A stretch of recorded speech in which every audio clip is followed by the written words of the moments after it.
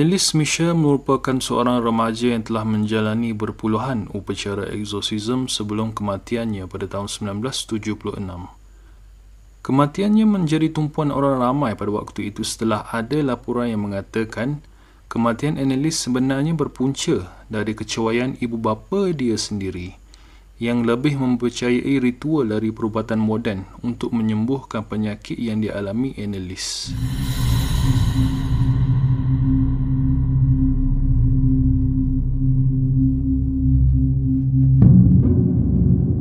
Anneliese Michel dilahirkan pada 21 September 1952 dalam keluarga Roman Catholic di West Germany. Dari kecil lagi, dia selalu ke gereja 2 kali seminggu dan kawan-kawannya menggambarkan dia sebagai seorang yang sangat alim. Ketika Anneliese berumur 16 tahun, dia telah disahkan menghidap temporal lobe epilepsi. Temporal lobe epilepsi ialah sejenis penyakit kronik yang mana saraf di otaknya mengalami kerosakan. Dalam erti kata lain, ianya seperti brain damage. Penyakit ini juga berupaya membuat seseorang berhalusinasi dan menjadi takut atau rasa gelisah secara tiba-tiba. Tidak lama selepas itu, kondisi saraf di otak Anneliese semakin merosot. Keadaannya mula tidak stabil dan dia mengalami kemurungan.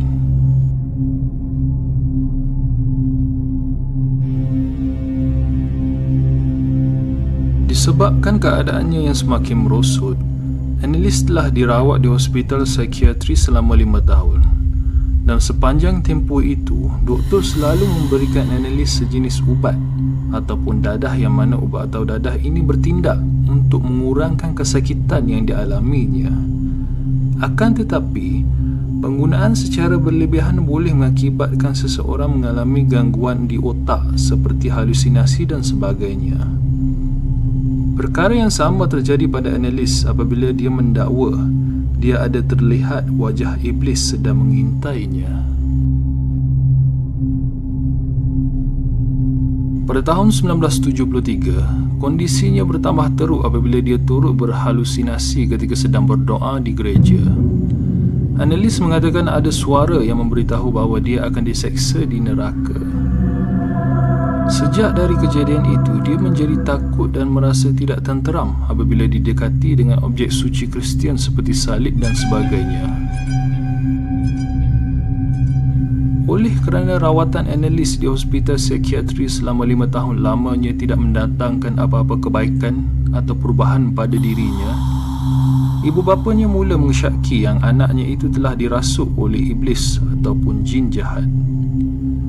Pada pertengahan tahun 1970-an, mereka cuba ikhtiar rawatan tradisional iaitu bomoh ataupun upacara eksorsisme.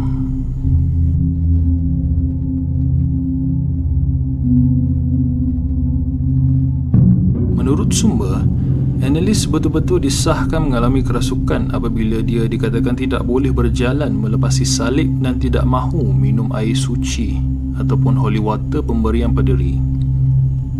Selain itu, keadaan fizikal dia juga turut berubah apabila dia kurang menjamah makanan yang diberikan, tetapi sanggup minum air kencingnya sendiri dan makan serangga seperti lalat dan labah-labah. Anneliese juga dikatakan mula menjadi lebih agresif kerana dia bertindak menggigit ahli keluarganya sendiri dan turut melambung adiknya ke lantai. Pada tahun 1975, Bishop Joseph Stegel memberi kebenaran kepada Paderi Arnold Rance untuk menjalankan upacara eksorsisme kepada Anneliese dengan syarat upacara itu mesti dilakukan dalam keadaan tertutup ataupun secara rahsia. Upacara eksorsisme itu telah dijalankan 2 kali seminggu dan setiap satu upacara boleh memakan masa sehingga 4 jam.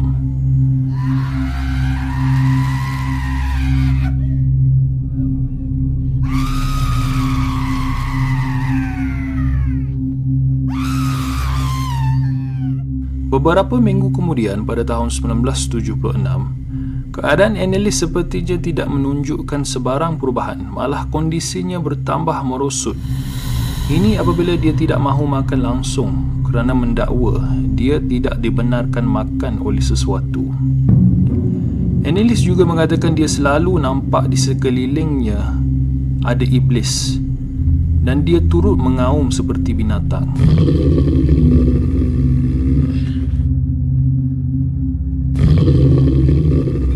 Sampai satu tahap, ibu bapanya sudah tidak lagi meminta bantuan doktor dan bergantung sepenuhnya pada ritual yang dilakukan oleh para padri itu. Hari berganti minggu dan minggu berganti bulan. Sebanyak 67 upacara exorcism telah dilakukan pada Anneliese dalam tempoh 10 bulan. Akan tetapi, keadaan kesihatannya tidak pernah beransur pulih, malah semakin teruk. Para paderi yang merawat Anneliese mendakwa yang remaja perempuan itu telah dirasuk oleh 6 jin, iaitu Lucifer, Cain, Judas Iscariot, Belial, Legion dan Nero.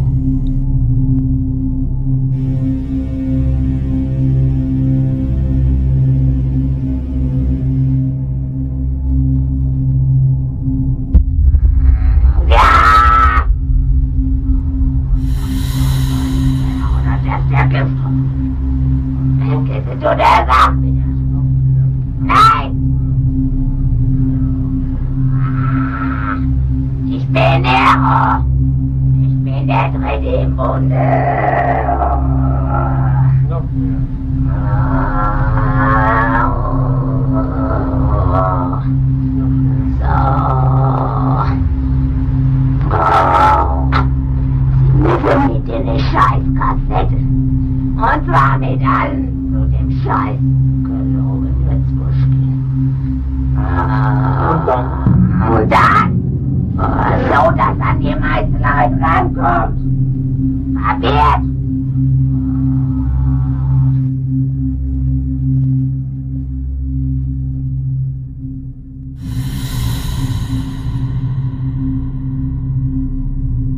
Pada tanggal 1 Julai 1976, Anneliese Michel menghembus nafasnya yang terakhir. Report mengatakan kematiannya disebabkan oleh malnutrisi dan dehidrasi kerana remaja perempuan itu berada dalam keadaan kelaparan hampir setahun sepanjang upacara dilakukan. Ketika hari kematian, beratnya hanya 30 kg sahaja dan tendon lututnya turut koyak disebabkan terlalu kerap dan memaksa dia melutut semasa melakukan upacara exorcism itu.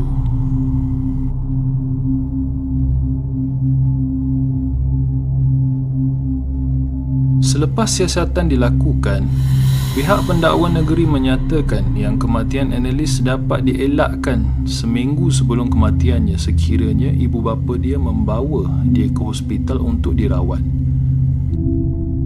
Selain itu, ubatan ataupun dadah yang diambil oleh Anneliese juga dikatakan mempunyai kesan yang boleh menyebabkan psikosis dan delusion.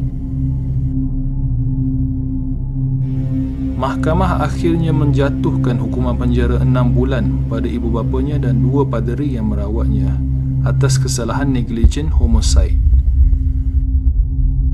Pada 6 Jun 2013, rumah yang pernah didiami oleh Anneliese Michel dan keluarganya ditimpa kebakaran. Walaupun polis sudah mengesahkan ianya berpunca dari kecuaian, namun penduduk tempatan merasakan ia ada kaitan dengan kematian Anneliese. Kisah remaja perempuan ini telah diangkat ke layar perak pada tahun 2005 dengan filem bertajuk The Exorcism of Emily Rose.